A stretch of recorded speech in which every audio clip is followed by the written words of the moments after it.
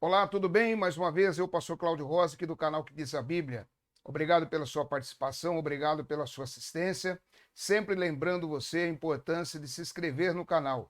Quando você se inscreve no canal, você então, através do acionamento do sininho, você será sempre notificado para saber de novos vídeos e novas lives. Dê o seu gostei, que é o like, e compartilhe, tá bem? Juízo investigativo, você já ouviu falar? Ou redenção incompleta? Esta é mais uma heresia do movimento chamado Adventismo do Sétimo Dia. Vamos falar sobre isso. Primeiro vamos para a nossa vinheta.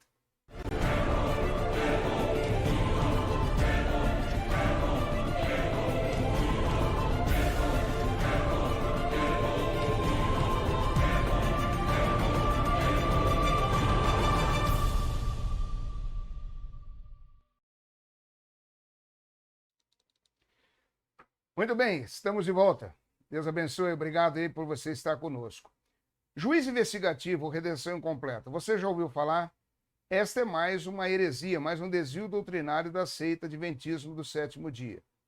Eles fizeram um malabarismo bíblico, baseados em Daniel capítulo 8, versículo 14, falando das 2.300 tardes e manhãs.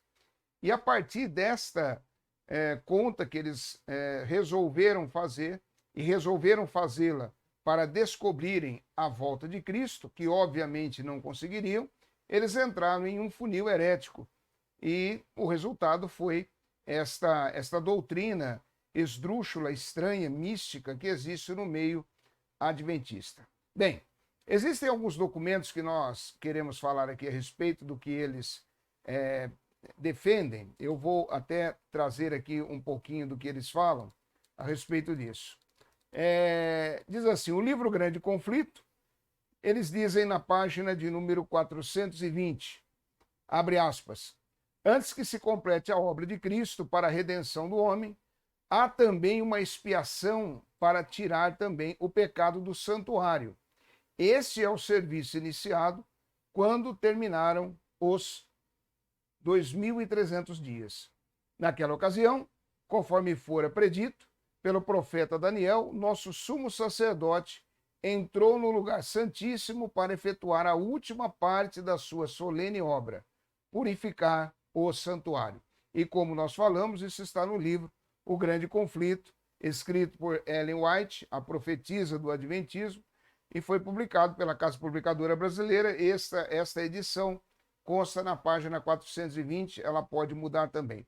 Logo aqui nós vemos um erro dizendo assim, logo no início, antes que se complete a obra de Cristo para a redenção do homem, há também uma expiação para dar também o pecado do santuário, para tirar o pecado do santuário. Bem, por isso esta doutrina é chamada de redenção incompleta, porque no quesito ou na visão adventista, a obra de redenção ela não está completa ainda. Cristo ainda está para terminá-la.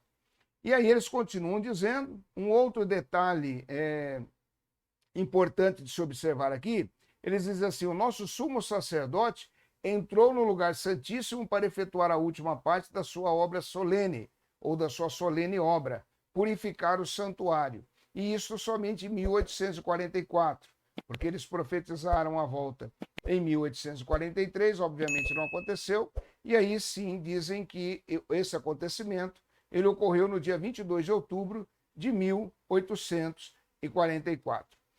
Uma outra declaração que existe em um documento deles está também nesse mesmo livro. Eu até tenho um livro aqui para mostrar, esse livro aqui, olha. O Grande Conflito, tá vendo? Grande Conflito, a paz e vitória final, Ellen White. E aí eles vêm trazendo a informação a respeito do santuário. Veja bem, aqui nessa página de número 243, eles começam dizendo, aqui, esclarecido o mistério do santuário. Existe muita heresia aqui, nós vamos dar uma sintetizada. Por exemplo, aqui nesta página 247, está aqui, olha, 247, logo aqui embaixo está escrito assim, resolvido o mistério do santuário. O verdadeiro tabernáculo no céu é o santuário do novo concerto. Com a morte de Cristo, terminou o serviço típico, uma vez que a profecia de Daniel 8,14 se cumpre na presente dispensação. O santuário ao qual ela se refere deve ser o santuário do novo concerto. Então há uma necessidade de se colocar esse santuário purificado. Mais algumas páginas para frente, então eles vêm dizendo aqui, olha, vamos pegar logo aqui em cima, quando eles dizem assim: antes, porém, que isto se possa realizar, deve haver um exame dos livros de registro, a fim de se determinar quem, através do arrependimento e fé em Cristo, tem direito aos benefícios da sua expiação. A purificação do santuário envolve, portanto, uma obra de investigação, um julgamento antes da vinda de Cristo, pois quando ele vier, sua recompensa estará com ele para dar a cada um segundo as suas obras. Segundo eles, então, Jesus ainda está verificando os pecados para resolver essa questão e depois sim, então, galardoar aqueles que passarem por essa prova, vamos dizer. Na continuidade, eles dizem assim: destarte, os que seguiram a luz da palavra profética perceberam que, em vez de vir à Terra ao terminarem em 1844, olha a data que eles colocando, os 2.300 dias proféticos, Cristo entrou no lugar santíssimo do santuário celestial, a fim de levar a cabo a obra final da expiação, preparatória à sua vinda. Veja o erro doutrinário, o erro teológico, que hermenêutica maluca esta daqui. Eles estão dizendo o seguinte, que ao final dos 2.300 dias, em 1844, Cristo entrou no lugar santíssimo. Problema, Jesus entrou no lugar santíssimo quando ele ascendeu aos céus. Nós vamos ver isso em algumas passagens bíblicas aqui. Segundo, a fim de levar a cabo a obra final. Ou seja, segundo o que eles estão dizendo aqui, a obra final não terminou. Por isso, o nome redenção incompleta. De expiação, preparatória à sua vinda. Quando Cristo, pelo mérito do seu próprio sangue, remover do santuário celestial os pecados do seu povo, ou seja, para os adventistas, Ellen White ensina que Cristo ainda não removeu os pecados do povo. Ainda estão ali para serem removidos. Olha que absurdo que esta seita faz. Então, as pessoas que estão sendo, você talvez esteja sendo assediado por esse grupo sectário, muito cuidado. No conceito deles, Cristo não terminou a obra redentiva na cruz ainda. É o que eles estão dizendo aqui.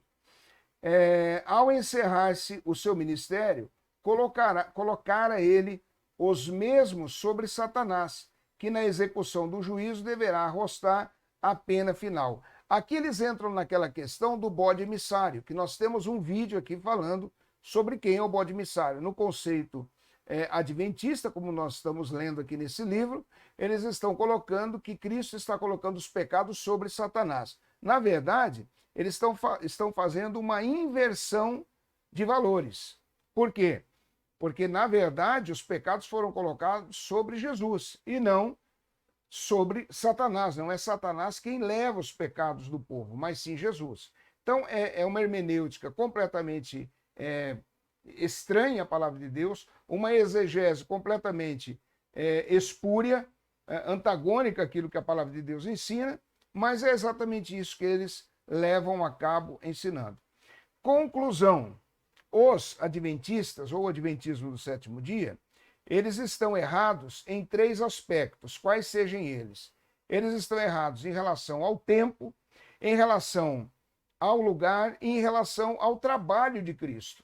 O primeiro deles é o tempo, quando eles falam das 2.300 tardes e manhãs. O segundo é em relação ao lugar, quando eles vêm fazendo essa confusão toda em relação, quando eles falam do tabernáculo, que eles vêm falando.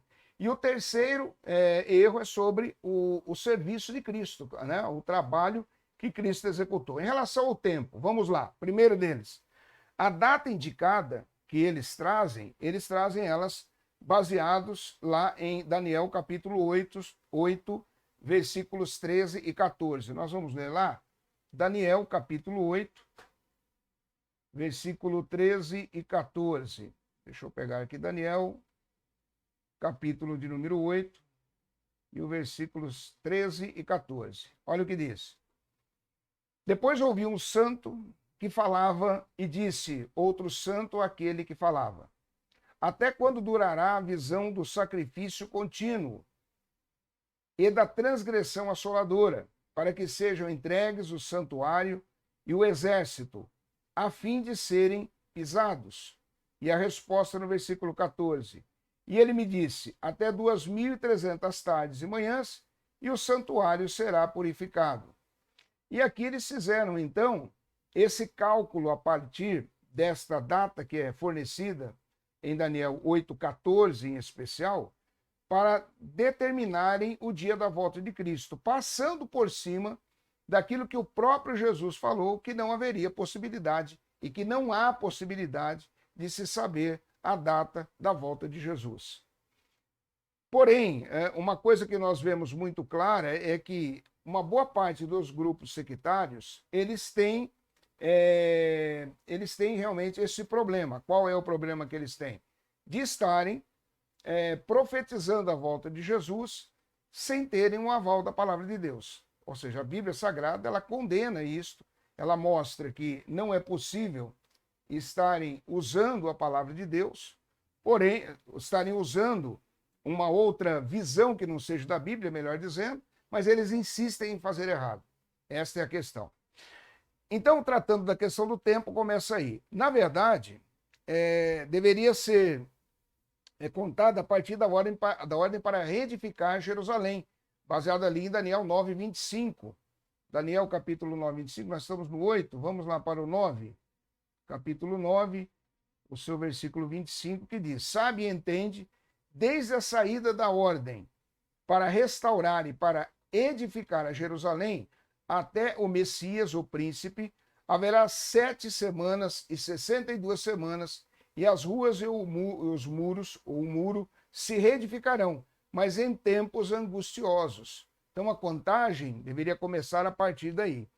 É exatamente por isso, quando nós lemos, que essa ordem ela é contada a partir de 445 a.C. 445 a.C. Não na data que eles colocam como sendo 457. Aí já existe essa diferença de anos.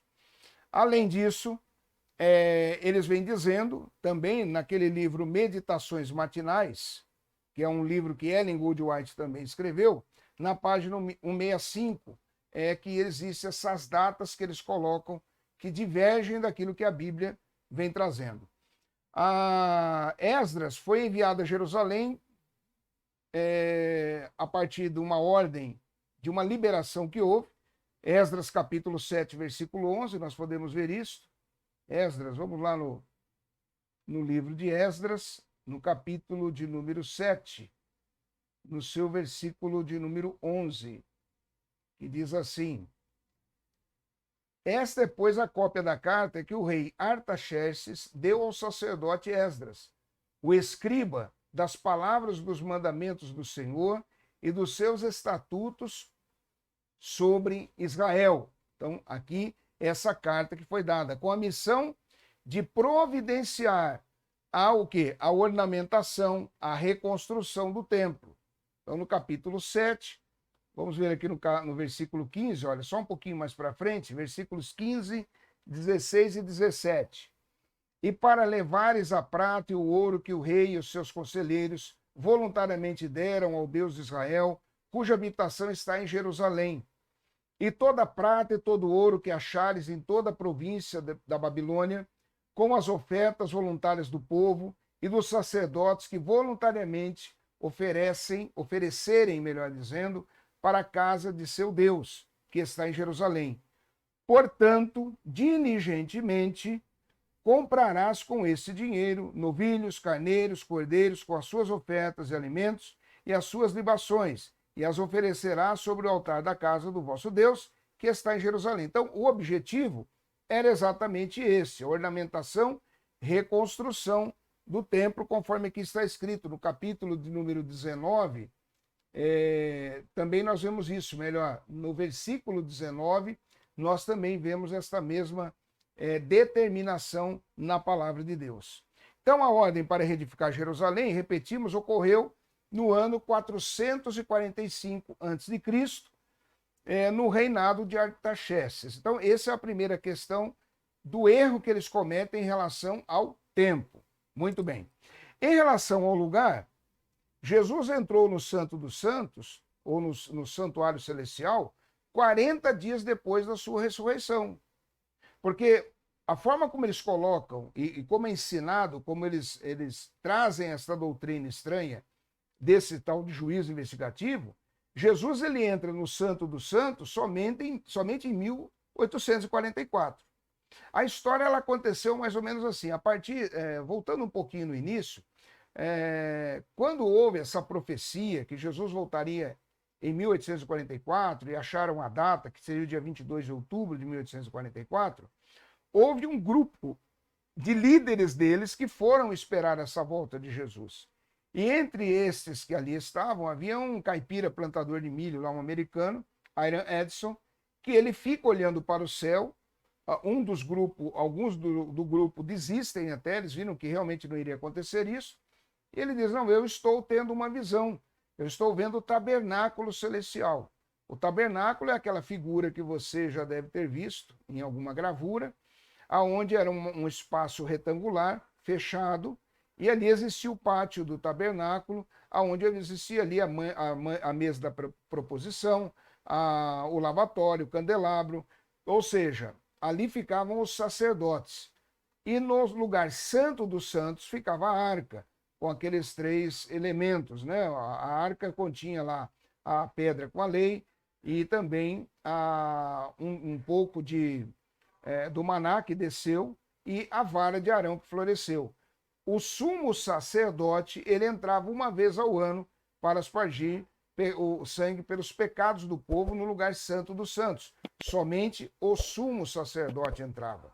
Existe aquela tradição judaica, não está isso na Bíblia, que ele continha uma maçã metálica, uma bola metálica como uma romã, e se ele ali caísse, passasse mal, tivesse um mal súbito, alguma coisa assim, aquela romã tocaria, né, aquela bolinha de metal tocaria, então ele seria puxado para fora, porque os sacerdotes, o povo comum, não poderia entrar no Santo dos Santos.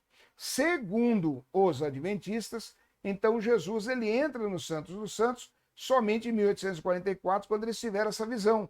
Porque, segundo eles, Jesus, então, nesse dia, 22 de outubro de 1844, ele entra no lugar santíssimo do tabernáculo. Antes disso, Jesus não havia entrado. Isso é um absurdo, porque nós vamos ver alguns textos bíblicos aqui, que Jesus ele é sumo sacerdote e ele toma uma posição no Santo dos Santos desde quando ele ascendeu aos céus, que está lá em Atos dos Apóstolos, capítulo 1. Então não tem como harmonizar esse ensinamento, esse texto herético deles com as verdades bíblicas. Bem, Atos dos Apóstolos, capítulo 1, vamos ver ali, Atos dos Apóstolos, lá no seu capítulo 1, eu sei que é um trecho, um texto da palavra que muitos conhecem, mas é sempre importante nós revermos. Olha só, Atos capítulo 1, versículo 9. E quando dizia isto, vendo eles, foi elevado às alturas, e uma nuvem o recebeu, ocultando-o a seus olhos.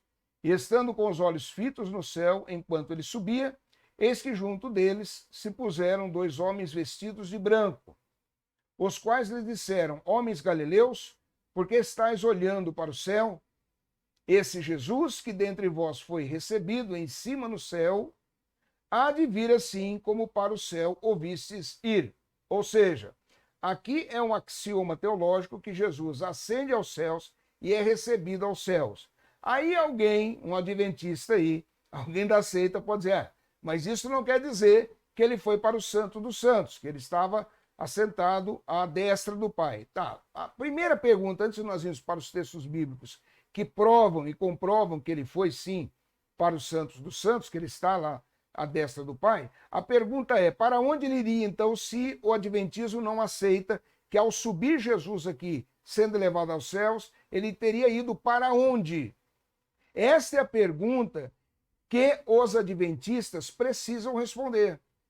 Se Jesus entrou no Santo dos Santos somente em 1844, marca essa data, 22 de outubro de 1844, então Jesus ele passa a ser sumo sacerdote somente a partir desse momento da história, a pergunta que fica é, quando Jesus ascende aos céus aqui, em Atos dos Apóstolos, capítulo 1, a partir do versículo 9, 10 e 11, para onde Jesus foi? Aonde ele ficou?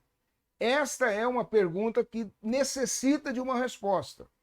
Necessita de uma resposta. Então, se você estiver sendo assediado pelo adventismo do sétimo dia, grave bem esta questão. Pergunte ao adventista sobre o juízo investigativo, porque normalmente esse pessoal da seita, eles não entram com essas questões polêmicas no início, eles querem te levar a você acreditar que ali é um movimento cristão, bíblico, e depois você vai aprendendo as heresias do grupo a pinga-gotas, devagarzinho. Mas já entre mostrando isso e veja qual é a resposta que eles vão lhe dar. Vai ser muito difícil, eles vão dizer o quê? Normalmente, quando você pergunta isso, eles não têm uma resposta para dar. E o fato de não terem uma resposta é uma prova cabal de que eles estão errados. Tudo bem? Eles estão errados. Bem, na continuidade aqui, o livro de Hebreus foi escrito no ano 64 depois de Cristo, melhor dizendo, ano Domini, né? Depois de Cristo. 64, 68. Na verdade, existe algumas questões, alguns tradutores, alguns historiadores que colocam as datas entre 60 e 90 depois de Cristo. O consenso que existe é 65, 64 até 68 depois de Cristo. Então já começa por aí. A carta aos Hebreus, que não se sabe de uma forma clara quem foi o escritor da carta aos Hebreus, mas relata algumas coisas a respeito de Jesus como sumo sacerdote. Hebreus, capítulo de número 6, se você puder acompanhar, Hebreus, capítulo de número 6, vamos ver algumas questões lá que tratam de Jesus agora. Hebreus, capítulo 6, de Jesus como sumo sacerdote, né? Nós já estamos falando. Hebreus, capítulo 6, versículo 19 e 20. Diz assim, Hebreus 6, 19 e 20. A qual temos como âncora da alma, segura e firme, e que penetra até o interior do véu, onde Jesus, nosso precursor, entrou por nós, feito eternamente sumo sacerdote segundo a ordem de Melquisedeque. E agora, como fica a situação? Se o adventismo diz que Jesus ele entra no Santo dos Santos somente em 1844, e a palavra de Deus, a carta aos Hebreus, diz que ele, ao adentrar aos céus, ele já é o sumo sacerdote, segundo a ordem de Melquisedeque, quem está com a verdade? A Bíblia Sagrada, a palavra de Deus, a carta aos Hebreus ou esta heresia adventista? Pergunte isso também quando a pessoa vier lhe questionar a respeito da guarda do sábado, por exemplo. Você fala, tudo bem, eu posso até guardar o sábado, se você me explicar isso.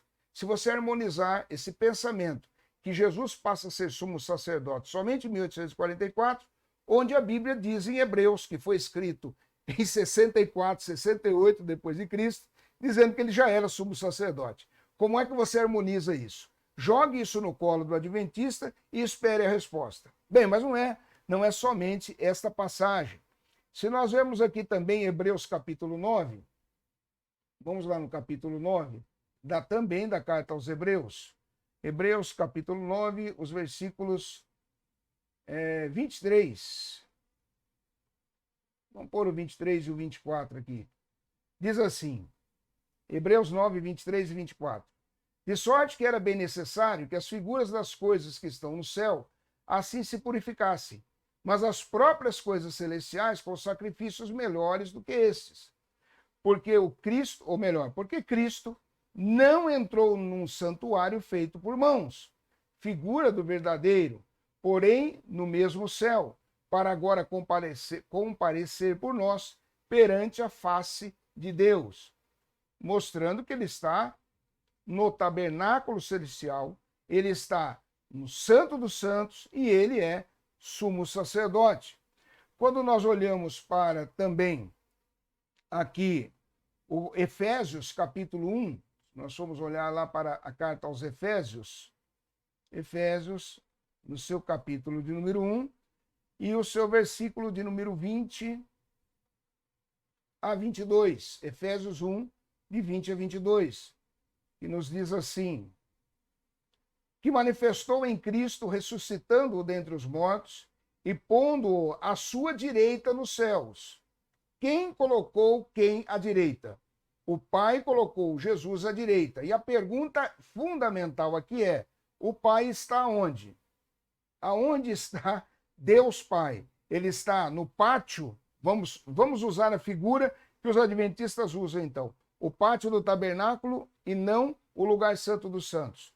O Pai não está no lugar santo dos santos? Ali não é o trono de Deus? E a palavra está dizendo que ele colocou Jesus à sua direita. O versículo 21 diz: acima de todo principado e poder e potestade e domínio, e de todo o nome que se nomeia não só neste século, mas também no vindouro. E sujeitou todas as coisas aos seus pés, e sobre todas as coisas o constituiu como cabeça da igreja. Quando nós olhamos para tudo isso, nos traz a certeza de que Jesus é sumo sacerdote desde quando ele ascendeu aos céus. Ou seja, esta doutrina luciferiana do juiz investigativo, de que Jesus voltou em 1844, não colocando seus pés aqui na terra, mas adentrou do lugar santo para o Santíssimo, é algo que não se sustenta diante da verdade da palavra. E isto é uma prova, como nós sempre falamos, de que esse grupo, o Adventismo do Sétimo Dia, não faz parte da Igreja de Cristo. É um grupo religioso que tem lá as suas condutas morais, que tem lá as suas condutas éticas, que faz os seus discursos, mas não tem uma cristologia bíblica. Porque o Cristo bíblico, ele ascendeu aos céus. Logo ali em Atos dos Apóstolos, capítulo 1, a partir ali do versículo 9, nós lemos isso, até o versículo 11, e não como eles estão ensinando, somente em 1844. Como isso está documentado, e eles não mudaram esta situação, eles não têm respostas plausíveis para serem dadas, respostas convincentes para serem dadas. Isto os colocam como uma seita dentro do cristianismo, ok? Bem, então aqui nós falamos sobre a questão do lugar. E para finalizar, a questão do trabalho de Cristo. Porque eles dizem que Cristo não terminou o trabalho. Aqui nesse livro, O Grande Conflito, nós vimos isso. Bem, Cristo ele concluiu a sua redenção. Colossenses, vamos lá para a carta aos Colossenses, no seu capítulo de número 2, Colossenses capítulo 2, o versículo 14. Vamos pegar o 14, o 15 e o 16. 2, 14, 15 e 16. Capítulo 2, 14, 15 e 16 de Colossenses. Olha só. Havendo riscado a cédula que era contra nós, nas suas ordenanças, a qual de alguma maneira nos era contrária, e atirou do meio de nós, cravando-a na cruz. Terminou ali. E despojando os principados e potestades, os expôs publicamente e deles triunfou em si mesmo. Portanto, então agora ele vem dizendo, olha, como aconteceu tudo isso, como Jesus venceu, como Jesus pagou o preço, como ele cravou na cruz os pecados que haviam, toda a obra foi completada, toda a obra, aí ele vem finalizando no versículo 16. Portanto, ninguém vos julgue pelo comer, se você come carne de porco, ninguém pode te julgar, ou pelo beber, ou por causa dos dias de festa, que eram as festas lá de Levíticos 26, ou da lua, que também eram as festas mensais, ou dos sábados, que eram semanais. Aqui está se falando dos sábados semanais. É aquele detalhe que eu já falei. Nós já falamos sobre a questão do sábado aqui, temos vídeos aqui no canal. Se você perguntar para um adventista sobre o sábado de Colossenses 2,16, esse sábado aqui, se ele é um sábado anual ou um sábado semanal, ele vai falar que é um sábado anual. Não, este sábado aqui é um sábado semanal. Anuais são as festas. E elas tinham sim um cunho de sábado. Elas tinham uma representatividade de sábado.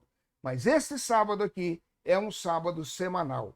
E por que é que eles fazem isso? Porque as 60 vezes que a palavra sábado é falada no Novo Testamento, 59 vezes eles falam que é um sábado semanal. O único sábado que eles dizem que é anual é o de Colossenses 2,16. A partir do momento que um adventista aceita que esse sábado de Colossenses 2,16 é um sábado semanal, ele fica mais sem nenhuma referência, então, para a guarda do sábado, porque aqui está dizendo que nós não temos mais esta obrigação. A verdade é, para nós finalizarmos, Jesus, ele ainda não voltou, mas ele terminou sim a sua obra redentiva lá na cruz. Nada mais é necessário fazer, ele é sumo sacerdote e está à destra do Pai.